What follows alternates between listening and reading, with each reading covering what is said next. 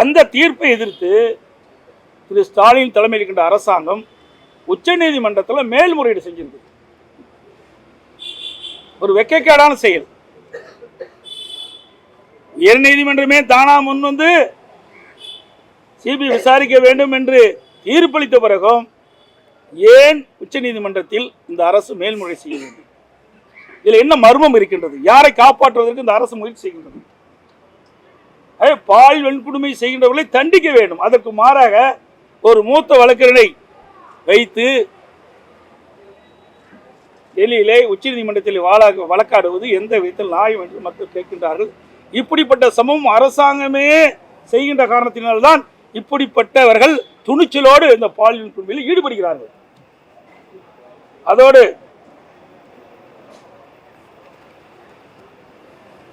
மற்றொரு மாணவி சென்னை சிந்தாரப்பேட்டையில் மணலம் குன்றிய ஒரு மாணவி கல்லூரியில் படிச்சுட்டு இருந்தாங்க. அவர்களை 10க்கும் மேற்பட்டவர் தொடர் பாலியல் வன்கொடுமையில் ஈடுபட்டிருக்கிறாங்க. இது சென்னையில் மட்டும் நடைபெற்ற சம்பவம். பாதிக்கப்பட்ட பெண்ணின் தந்தை ஏற்கனவே காவல் நிலையத்தில் புகார் அளித்தும் இந்த அரசு வழக்கம் போல கிடப்பில் போட்டாங்க. இப்படி திராவிட முன்னேற்ற கழக அரசு ஆட்சிக்கு வந்ததிலிருந்து பெண்களுக்கு பாதுகாப்பு கிடையாது, பொதுமக்களுக்கு பாதுகாப்பு கிடையாது. தொடர்ந்து பாலியல் வன்கொடுமைக்கு சிறுமிகள் உட்படுத்தப்படுறாங்க, பெண்கள் பாதிக்கப்படுறாங்க, மாணவிகள் பாதிக்கப்படுறாங்க. அதோட புதுக்கோட்டை மாவட்டம் ஆவுடையார் கோவில், அங்கே அரசு மருத்துவமனையில் செவிலியராக ஒருத்தர் பணிபுரிச்சிட்டு வர்றாரு. அவருடைய அந்தரங்க போட்டாவை காட்டி, திமுக கட்சி சேர்ந்த நிர்வாகி அந்தரங்க போட்டாவை காட்டி 10 லட்சம் ரூபாய் கொடு என்று மிரட்டியிருக்கின்றார். அந்த செவிலியர் உடனடியாக மாவட்ட காவல்துறை கண்காணிப்பதை புகார் கொடுத்தார். மாவட்ட எஸ்பி அவர்கள் அங்கே இருக்கின்ற அறந்தாங்கில் இருக்கின்ற டிஎஸ்பிக்கு பரிந்துரை செய்திருக்கின்றார், இது விசாரிக்க வேண்டும் என்று. கிட்டத்தட்ட 15 நாட்கள் கிடப்பிலே போடப்பட்டிருக்கிறார். அதற்கு காரணம் அவர் திமுக கட்சி சேர்ந்தவர் என்று இங்கே பத்திரிகையிலையும் செய்திகள் வெளிவந்திருக்கின்றன. பார்த்தீங்களா, அவர் தான் திமுக பொறுப்பாளர்கள் சொல்றாங்க, முக்கிய பொறுப்பு இருக்கிறதாக சொல்றாங்க. இதுக்கு சட்டத்துறை அமைச்சர் இவருக்கு பாதுகாப்பு அளித்துக் கொண்டிருக்கிறதாக தகவல் வெளியாகியுள்ளன. இப்படி திமுக கட்சி சேர்ந்த நிர்வாகிகள் இப்படி பாலியல் வன்கொடுமைக்கு கொடும் குற்றச்செயலில் ஈடுபடுகின்றவர்கள் திமுக கட்சி சேர்ந்த பெரும்பாலோர் இருப்பதாக செய்திகள் வலைதளங்களில் வந்து கொண்டிருக்கின்றன. இதனால தான் காவல்துறை சுதந்திரமாக செயல்பட முடியவில்லை, குற்றவாளிகளை கண்டுபிடிக்க முடியவில்லை. இன்றைக்கு தமிழகத்தில் குற்றவாளிகள் கொஞ்சம் கூட அச்சமில்லாமல் குற்றச்செயலில் ஈடுபடுகிறார்கள். அனைத்து இந்திய அண்ணா திராவிட முன்னேற்ற கழகம் ஆட்சி இருக்கின்ற பொழுது சட்டத்தின் ஆட்சி நடந்தது. ஸ்காட்லாந்து காவல்துறைக்கு இணையாக நம்முடைய தமிழ்நாடு காவல்துறை செயல்பட்டது. நாங்கள் சுதந்திரமாக செயல்பட விட்டோம். குற்றம் செய்வர்கள் அச்ச உணர்வோடு இருந்தார்கள். குற்றம் செய்வர்களுக்கு தகுந்த தண்டனை கிடைக்கக்கூடிய சூழ்நிலை நாங்கள் உருவாக்கிட்டு வந்தோம். ஆனால் திரு ஸ்டாலின் மாடல் ஆட்சியிலே குற்றவாளிகள் சுதந்திரமாக செயல்பட்டு கொண்டிருக்கின்ற காட்சி பார்க்குறோம். காவல்துறை அதிகாரிகளுக்கு சுதந்திரம் கிடைக்கல.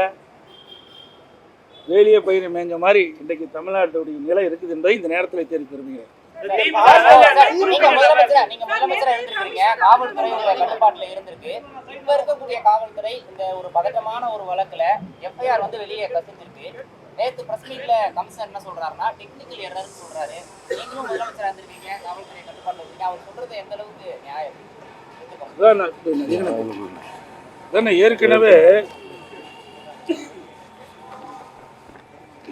ஏற்கனவே உங்களுக்கு சொன்னேன். அதாவது அனைத்து இந்திய அண்ணா திராவிட முன்னேற்ற கழக ஆட்சி இருந்த பொழுது மாண்புமிகு புரட்சித் தலைவர் அம்மா இருக்கின்ற பொழுது சரி, அம்மா மறைவுக்கு பிறகு அம்மாவுடைய அரசும் சரி, இப்படிப்பட்ட குற்றச் செயலில் ஈடுபட்டவர்களுக்கு கடுமையான தண்டனை கிடைக்கக்கூடிய சூழ்நிலை நாங்கள் ஏற்படுத்தி கொடுத்தோம். எந்தவித ஒரு அரசியல் தலையிலும் இல்லாதது. இன்றைய நிலை தலைகீழாக மாறிவிட்டது. இது மாதிரி போட்டோ எடுத்து காட்டுறாங்க. காவல்துறை அதிகாரிகள் வந்து அவர்களை மீது வழக்கு போட தயங்குகிறாங்க. அதனால தான் இப்படிப்பட்ட குற்றங்கள் சர்வசாதாரணமாக நடக்குது.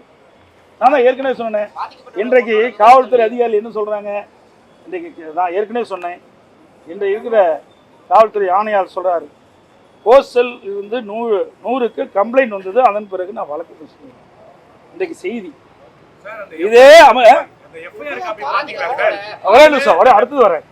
இன்றைக்கு அமைச்சர் என்ன சொல்றாரு, போஸ்டலுக்கு கம்ப்ளைண்ட் வரவில்லை, நேரடியாக காவல் நிலையத்தில் மாணவி புகார் செஞ்சிருக்கான்னு சொல்றாங்க. இதுலயே மாறுபட்ட கருத்து இருக்குது. இதுதான் காவல்துறையுடைய நிலைமை. இன்னொன்னு, எஃப்ஐஆர் எப்படி கணிஞ்சது? இன்றைக்கு புகார் கொடுக்கப்பட்ட மாணவியுடைய அந்த நிலையெல்லாம் பத்திரிகையில் வெளியே வந்துட்டு பேரே வரக்கூடாது, சட்ட நீதியாக பேர் வரக்கூடாது. ஆனா எஃப்ஐஆர் பதிவு செய்த பிறகு அந்த எஃப்ஐஆர் எப்படி வெளியில் வந்தது இன்றைக்கு கேட்டால் காவல்துறையில் வந்து ஏதோ சாக்கு போக்கு சொல்கிறாங்க. அந்த எரர் வந்துடுது, டெக்னிக்கல் எரர் வந்துடுதுன்னு சொல்கிறாங்க. அது உண்மையல்ல. நேற்றைய தினம் இதே ஆணையார் சொல்கிறார், தவறு நடந்தால் நடவடிக்கை எடுக்குன்னு சொன்னார். இன்னைக்கு மாற்றி பேசுகிறாங்க. நிறைய பொண்ணுகள் பாதிக்கப்பட்டிருக்கதா சொல்றாங்க. இப்போ அந்த பொண்ணுங்கள்லாம் எப்படி வந்து தைரியமா கம்ப்ளைண்ட் கொடுப்பாங்க, தைரியமா வந்து புகார் அளிப்பாங்க நம்ப முடியுதா? நிச்சயமாக இந்த அரசாங்கத்தை நம்பி யாரும் வந்து புகார் கொடுக்க மாட்டாங்க. ஏன்னா புகார் கொடுக்குறவங்களுக்கு இப்படிப்பட்ட நிலைமை இருக்குது. எப்படி வந்து புகார் கொடுப்பாங்க? ஒரு அரசாங்கம் நடுநிலையோடு செயல்பட்டா வந்து புகார் கொடுப்பாங்க. இதான் நான் ஏற்கனவே சொன்னேன். இந்த ஆட்சியில் இந்த அண்ணா நகர் பகுதியில் ஒரு சிறுமி பாலியல் வன்கொடுமைக்கு ஆளாகப்பட்டு அனைத்து மகளிர் காவல் நிலையத்தில் புகார் கொடுக்கப்பட்டு அதை விசாரிக்கவில்லை என்று வேறொரு காவல் நிலையத்திற்கு மாற்றப்பட்டு அந்த செய்தி வெளியில் வந்த பிறகு தானாக உயர்நீதிமன்ற நீதிபதி அந்த வழக்கை எடுத்து விசாரித்து அந்த மாணவிக்கு நீதி கிடைக்க வேண்டும் அடிப்படையில் சிபிஐ விசாரிக்க வேண்டும் என்று உத்தரவு போடுறாங்க.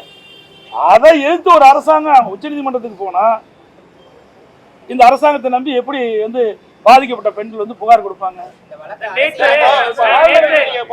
அரசியல்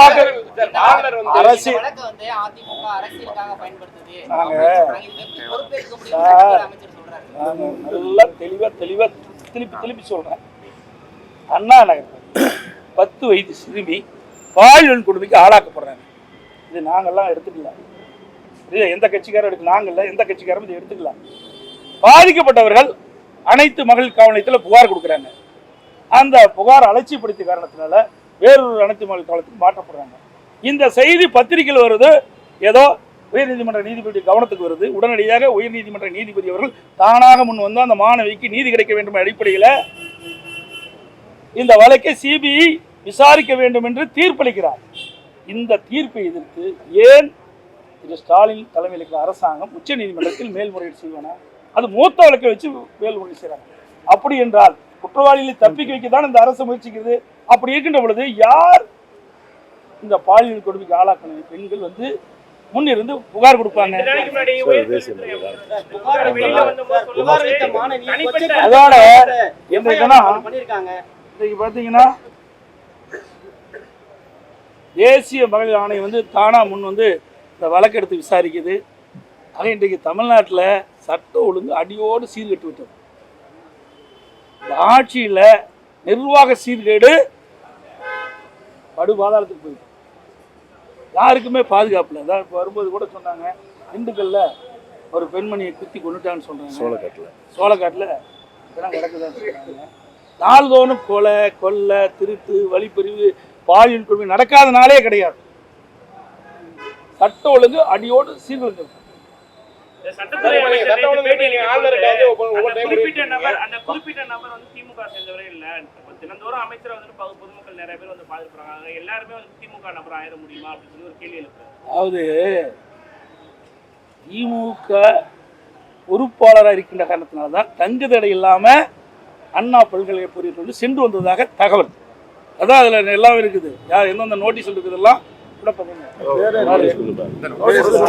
முரசிலே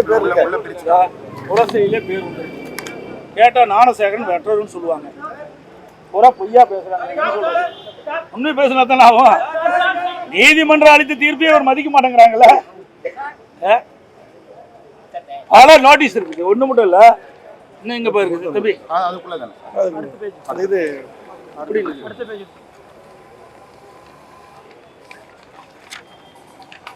இதுல பேர் இருக்குது. அம்புக்குறி போட்டுக்குது பாருங்க, அந்த இடத்துல பேர் இருக்குது. அப்புறம்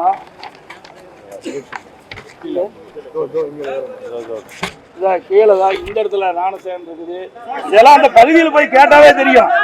சார் உங்களுக்கு தெரியாது ஒன்றும் கிடையாது, ஊடகங்களுக்கும் பத்திரிகைகளும் தெரியாத கிடையாது. எங்கிட்ட இருந்து விருப்பம் செய்தி பெற வேண்டும் என்பதற்காக தான் கேள்வி கேட்குறீங்க, எனக்கு நல்லா தெரியும்.